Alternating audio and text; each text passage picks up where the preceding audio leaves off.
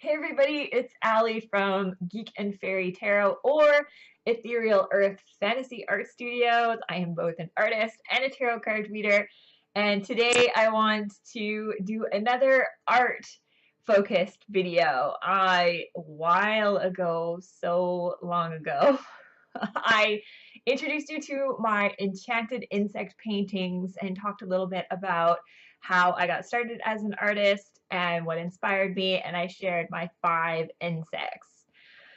Since then, I got a little bored of painting bugs and creepy crawlies, and I moved on to birds. So today I'm going to show you another series that I've been working on. I call my Moonlight Masqueraders. Now, I can't remember where I first came up with the idea. It started with my inspiration. I wanted to do birds instead of bugs. And because of the popularity of my ladybug piece, which was my most popular for a while, people liked the big poofy dresses, and I really liked painting big poofy dresses, so I thought I wanted to do birds and more big poofy dresses. So why not make them all going to a masquerade ball? Because where else do you get to wear big fancy ball gowns? So I created my Moonlight Masqueraders, which were not archetypes this time round. They were actually inspired by the full moons. So that's where all their names come from, is the full moons in the calendar year. So that's how I started. I think I made a list of all of the names of the full moons, and then I tried to pair a bird that would go with that full moon. So let me introduce the first one, and I'll kind of explain the theme, because it's a weird theme of like ballroom and moonlight and full moons and birds, and somehow I made all those things go together. So here is the first one that I did, and I call this one Hunter's Moon, after the full moon in October. This was the first one I did. I had such a fun time painting the dress. It was a real big challenge for me to get the shadows and the lighting, and I was really proud of the final product. So obviously her bird companion is an owl, because when I saw Hunter's Moon, I had to think of what kind of birds were hunters, and I thought the owl was perfect. It's kind of the more, I don't know, romantic or majestic of all the birds of prey. And I liked how it kind of had this sort of labyrinth inspirations feel to it, because I love the movie Labyrinth. And I went with an outfit. I kind of wanted sort of the hunter theme, so I didn't want it to be really girly or poofy, or yeah, I didn't want it to be really girly, I guess. I wanted her to kind of have this sort of mix of a ballroom gown, but with like kind of hunter gear, if that makes sense. So I gave her like this leather corset, and then like a collar. So she has her top is like a collar, just to give it that more kind of like she's an archer or something. I guess that was the look I was going for. And then I added sort of this feather belt to mimic the feathers on the owl. So I used there's a barn owl, and also the colors for this piece were inspired by the bird, the owl. So I went with the browns and the golds and the bronzes, and that's how I created Hunter's Moon.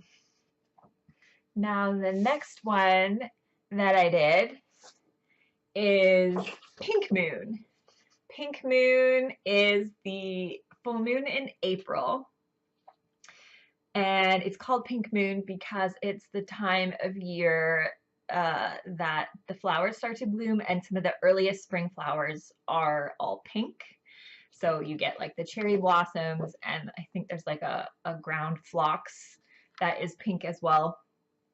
So they call it the pink moon. So when I was pairing up birds with this moon, I had to think of pink birds, and the flamingo just seemed like the obvious choice. So I went with the pink flamingo, and when I thought of pink flamingo, and I was thinking of the outfit for the Faerie to go with the flamingo at the ball, I just thought very like French Rococo. So that was the inspiration, the fashion behind this. So she's got like the really tall Rococo sort of Marie Antoinette wig. And I shortened her skirt. So rather than a long full skirt, I wanted it to be a short skirt because the flamingo has really long legs. So I wanted to show off the long legs. And then for the plants in the background, I have the magnolias here in the bottom and the cherry blossoms in the back. And then just a hedge sprinkled with a few pink flowers along the garden wall. So that was how I came up with the idea for Pink Moon. Now I don't have a large print of this in stock right now, so I'm using one of my smaller prints. All my artwork comes, well, all my open edition prints come in 2 sizes, so you can get a large size like this or the slightly smaller one if that's your preference. Now this is obviously my raven, so this is Corn Moon. So when I was thinking of Corn Moon, I was thinking of corn fields and scarecrows, and then crows and ravens just seemed like the obvious choice. So that's why she's dressed all in black, inspired by the raven. I wanted her to look, well, because it's got like the corn grows in like late summer, early fall. So I wanted that kind of fall feel to it. I thought the scarecrow kind of added a creepy kind of element to it. So did the fog. And I gave her this really witchy look because of the black feathers from the raven. So it kind of looks like she's maybe escaping the ball or running off into, I don't know, the wilderness, like running through the cornfields to like head off into the forest or something like that. She's a bit of a rebel or a black sheep, or she didn't fit in or something like that. So that was my inspiration for a Corn Moon. And Corn Moon is the full moon in September, as long as it is not the closest full moon to the fall equinox. Because if it is, then it is the harvest moon, which is my next piece that I'm going to show you. So this is my version of harvest moon. Now I know when people think of harvest moon, again, they think of like the fall time, the last harvest of the season. And I went with like a slightly different spin. This is very tropical. Her outfit is very sort of Cuban or Brazilian, the kind of carnival.